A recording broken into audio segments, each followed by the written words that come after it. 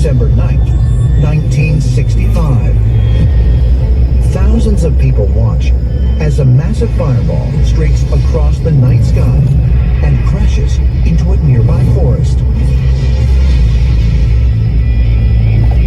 The large object was seen to come down in a wooded area, and witnesses actually claimed that this strange object was the size of a Volkswagen Beetle, looked like what appeared to be a giant acorn.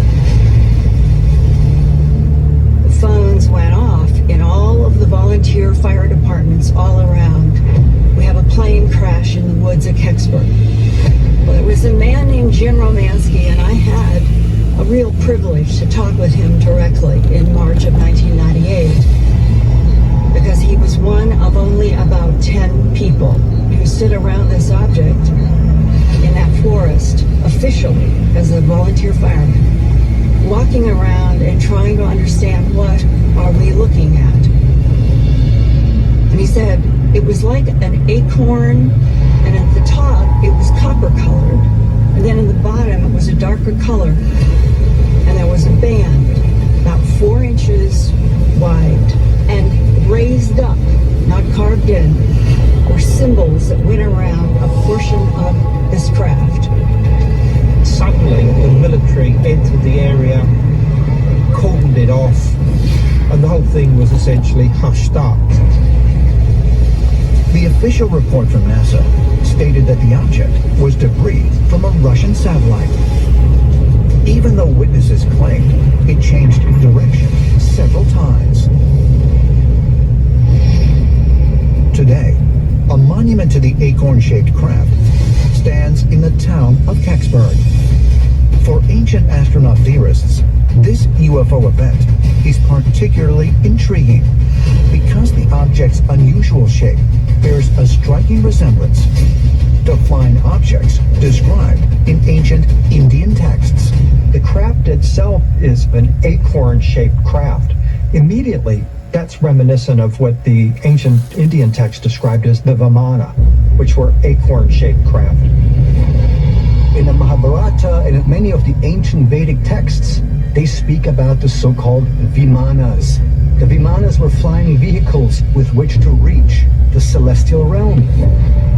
In the ancient Sanskrit epics of India, there are highly detailed descriptions of the Vimana, which carried the gods and other important figures through the sky. The acorn-shaped craft were even incorporated at the very top of many Hindu temples. In Hindu texts such as the Ramayana or the Mahabharata, the Vimana is primarily a flying ship that God used to travel back and forth between spaces in heaven, from one planet to another planet, from one universe to another universe, and also come to Earth. When we match up eyewitness accounts of the acorn-shaped craft with the ancient Vimanas, we have to be open to seriously question if these are in fact ancient craft that are now appearing in our modern world. Some Vimanas are portrayed as small objects that could travel at incredible speeds. But these weren't the only flying machines in Hindu mythology. The ancient Sanskrit texts also describe ships in the sky that were simply massive. Number 3 on our list, floating cities. To the more than 1 billion Hindu faithful, India's oldest Sanskrit texts, known as the Vedas, are accounts given directly to humans by the gods. These sensational stories describe divine beings arriving from palaces up in the sky. All these Vedic texts speak of a time when 3 cities were orbiting Earth. And from these cities, smaller vehicles were used in order to reach the realm of the Earth. Even extraterrestrials with their advanced technology would have to arrive with a larger mothership. And this is why we have these stories of palaces up in the sky. Could it be that the people of ancient India witnessed enormous motherships that they interpreted as floating cities or palaces? Curiously, in modern times, there have been reports and even recordings of what look like actual cities appearing high up in the sky. One such event occurred in Foshan, China on October 7th, 2015, when the apparition of a cityscape remained in the sky for several minutes, long enough to be captured on video. The video footage was broadcast on Chinese television and subsequently disseminated on social media across the globe. Numerous people reported seeing what looked like skyscraper-type buildings in the clouds, high in the sky. It was an amazing spectacle. There's just no other way to describe it. Now, just a few days later, over 800 miles away, we had another sighting of this exact same phenomenon. So it stands to reason there could in fact have been some type of a large mothership or some craft in the sky. Is it possible that the floating city reported in 2 locations in China was a massive alien mothership? And if so, could it be the same craft described in ancient Hindu texts? Ancient astronaut theorists say yes and suggest further evidence that our planet is being visited by alien craft can be found by examining striking images captured not on Earth, but in outer space. One of the most important factors to consider when evaluating a UFO sighting is the credibility of the witness. And perhaps there are no better experts on objects in the sky than the men and women of the space program. Which is why our next example is so exciting, because they have been seen not only on Earth, but deep in our solar system. At number 2 on our list of the top 10 alien craft, cigar-shaped objects. Mount Washington, New Hampshire, 1870. During a meteorological expedition in the area, photographers capture a strange black object on film that appears to be floating among the clouds. The very first photo that we have of a UFO is of a huge cylindrical craft over Mount Washington in New Hampshire, taken in 1870, right at the very beginning of photography. You see this cloud formation up at Mount Washington, and you see this very obvious cigar-shaped object. Is the photograph authentic? And turns out it is. Since the Mount Washington photograph, cigar-shaped craft have been reportedly seen all over the world. Like in December of 1978, when 2 Chilean pilots on a training mission at an elevation of 35,000 feet detected a massive cigar-shaped object on their radar. They encountered visually and on their airborne radar an absolutely enormous object in the sky. In fact, 2 separate ground-based radars tracked this object. As the pilots approached this object, one of them described it as an elongated object swathed in smoke. As they got to a certain distance, this thing, according to their report, instantly accelerated to the west in the direction of the ocean and was just gone. Over 40 years later, another cigar-shaped craft was reported almost 7,000 miles away in Hawaii. On December 29, 2020, people could see a huge cigar-shaped craft hovering off the coast and took photos of it. And eventually, this craft then plunged into the ocean. And the Navy went out there to also look for possible wreckage of some craft crashing into the ocean and found nothing. Could these strange cigar-shaped objects belong to visitors from another world? Ancient astronaut theorists believe the answer can be found by examining a curious radar image taken more than 130 million miles from Earth.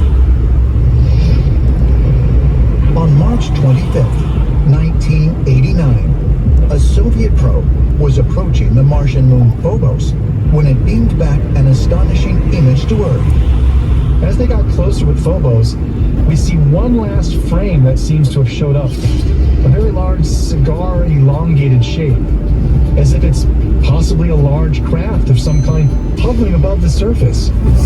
We really have to consider the possibility here that the Soviets did encounter genuine, non-human UFO during that mission.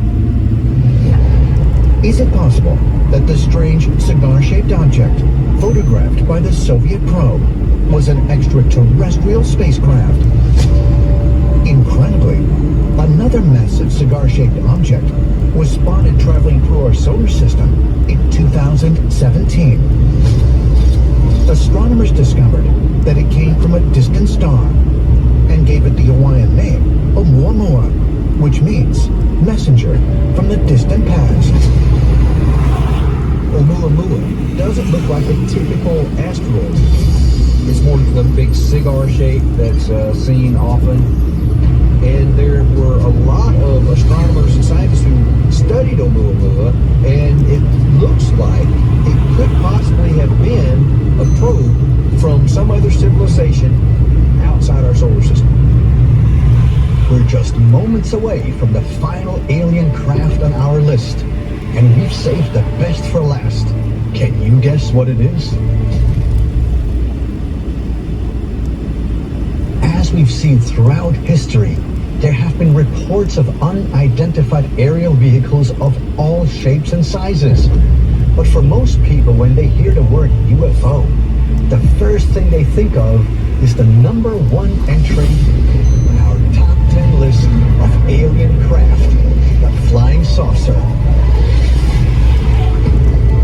Washington State, June 24th, 1947. Private pilot Kenneth Arnold is on a solo flight near Mount Rainier. As he approaches the mountain, he suddenly spots a group of 9 silver disc-shaped objects. As he was flying around the mountain, he suddenly caught sight of a squadron of strange-looking objects. He could not figure out what they were. They were flying at incredible speeds and performing maneuvers that essentially would kill any regular pilot in a normal aircraft. He described them as skipping through the air like a saucer, he said. And this is really where the term a flying saucer arrives in English language, is from Kenneth Arnold's description. Arnold's account became an international sensation, and his experience emboldened others to come forward with their own unexplainable encounters. In a few short months, hundreds of flying saucers were reported across the country. When you look at the year 1947, the statistics are that there were at least 800 reports to police and airports of people saying that they were seeing something in the sky that didn't know what it was. Ufologists may say that the modern UFO era began in 1947, but flying saucers have been around ever since the dawn of time. For example, in the 9th century, there are UFOs flying over England. The Romans saw UFOs. What's our actual first major UFO description? The first one. It's in the Bible. According to the Hebrew Bible, a priest named Ezekiel received a mysterious visitor from the heavens. Ezekiel was by the river Chebar, and he said a great whirlwind came toward him.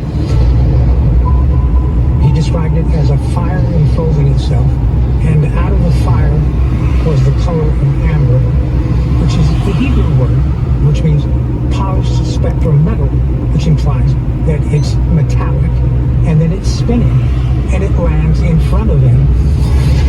And suddenly, out of this whirlwind come 4 creatures. Ezekiel describes that the outside of the wheel doesn't spin. The inside of the wheel spins. So he's telling us that's the engines. None of this necessarily has to be magic. This could all be technology. By far, the most famous report of a flying saucer occurred on July 8, 1947. when the U.S. Army itself announced that one crashed outside Roswell, New Mexico. July 8th and 9th, the newspaper headlines. Army captures flying disc outside of Roswell. How did the newspaper get that story? Walter Howe. He was the official public information officer at the Roswell 509, who gave the story to the newspaper. Within days, the military walked back the story and suggested the flying saucer had an earthly origin. The initial story was that the Army recovered one of these flying discs. And like the next day, a lot of other major newspapers came out with the story that, nope, all a mistake, just a weather balloon, people. Did a flying saucer really crash outside of Roswell, New Mexico? Ancient astronaut theorists say yes. And as evidence, they point to a sensational file released by the FBI in 2011. The document contains a 1950 briefing given to FBI Director J. Edgar Hoover about 3 flying saucers that were recovered in New Mexico. So what's really happening at Roswell? Was it an extraterrestrial craft? It's a fantastic thought, but it's possible. Well, that's the end of our top 10 alien craft countdown. And while it literally flew by, we're left with a burning question. Why has mankind witnessed so many mysterious craft in the sky for thousands of years? Perhaps as we continue to study these encounters, the truth will finally be revealed. We are not alone. We have never been alone.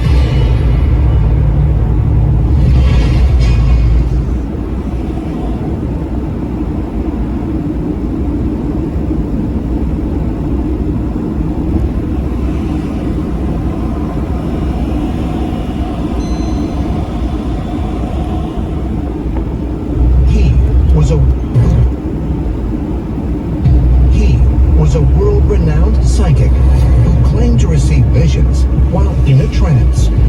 Edgar Casey would download messages during his sleep. He was able to receive messages on all sorts of topics, from past lives to future events, you name it. He could diagnose any ailment and prescribe a cure. Edgar Casey, as a fact, has healed and helped thousands of people and did amazing things. And he professed to have had encounters with otherworldly beings. Edgar Casey said that he received information from some kind of angel. Could it be that Edgar Casey was not merely clairvoyant, but a vessel used to carry out an alien agenda? You have to wonder if Edgar Casey wasn't chosen by extraterrestrials to be a messenger to mankind. There is a doorway in the universe. Beyond it is the promise of truth. It demands we question everything we have ever been taught. The evidence is all around us. The future is right before our eyes. We are not alone. We have never been alone.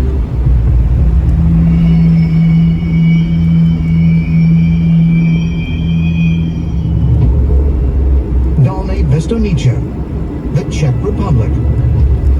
In 1949, archaeologists conducting excavations near this ancient village came upon the remains of a middle-aged woman. Based on the manner in which she was buried and the ritual items discovered with her body, they determined that she was a shaman. And more significantly, the oldest shaman ever discovered, having died roughly 30,000 years ago. Throughout human history and in every culture, shamans have been people who appear to have the ability to communicate with a higher realm, cure the sick, and even see into the future. But perhaps the most astounding of them all is a modern-day prophet from the hills of Kentucky named Edgar Casey. Edgar Casey was arguably the most significant Christian mystic of the 20th century. His reputation preceded him enormously. He became incredibly famous for his readings and his healings. He was unlike any other psychic who could do one ability at a time. He could predict the future, or he could heal someone all at once. There is no one like Edgar Casey before and after him. Edgar Casey was born on a southern farm in 1877 and came from humble beginnings. But over his lifetime, he would become world-renowned, recording more than 14,000 psychic readings, making him one of the most prolific and documented mediums of the 20th century. And according to Casey's friends and family, his unique gifts were on display from a very early age. Edgar Casey was my great-grandfather, and there are these stories that I heard for my whole life about the breathtaking level of his psychic ability. From a pretty early age, his psychic ability and his psychic experiences were happening for him. The stories that I would hear is that the way that his psychic ability kind of formally started was through a very particular experience that happened one afternoon when he was outside by a creek where he had built this little fort, and he was reading the Bible. From a very young age, he discovered the Bible and he loved to read it, and he heard a woman's voice call his name. And he looked up, and it was a figure of a woman who had wings. This feminine apparition told him that he possessed some kind of extra gift of insight, and he was asked what did he want in life, and he responded that he wanted to find ways to help people. And this angelic apparition said to him, "Thy wish shall be granted." And thereafter, Edgar's psychical or clairvoyant abilities seemed to increase. Casey claimed that this winged visitor soon returned and began to instruct him on how to unlock his incredible psychic abilities. His father was quizzing him on the spelling words that he needed to have memorized for school the next day, and he was getting increasingly frustrated, and Edgar was feeling defeated and sad and very tired. And finally, Edgar heard a voice inside that was the same voice that he had heard the day before at the creek, this woman's voice who said, "If you'll sleep on your book, we can help you." Edgar went to sleep with a school book under his pillow, and he awoke the ability to have memorized all the key lessons that appeared in the school book. And this uneven student went to school the next day, and he aced it. Something was guiding him. What was this angel? Who was this angel? Obviously, we cannot say, but Casey was being influenced by otherworldly intelligences. Is it possible, as ancient astronaut theorists suggest, that Edgar Casey was visited by an otherworldly being? And did he truly possess psychic abilities? According to those who have studied Edgar Casey's life and readings, some of the most compelling evidence can be found by examining accounts of his astounding ability to both diagnose and cure illnesses. Edgar spent his first 20 years focusing on health readings for people, but he didn't go and examine the people. He could access them clairvoyantly and actually see the condition of their body, the blood condition, the injuries they had had, and start to prescribe a way of overcoming the ailment they were dealing with. And he would give them sometimes very strange formulas to get through toward healing. Casey had no medical training and had not even attended high school. He claimed that visions of the past, present, and future would come to him while in a self-induced trance. It was this practice that earned him the nickname, the Sleeping Prophet. Edgar Casey would lay down on a couch and put himself into a self-induced hypnotic state.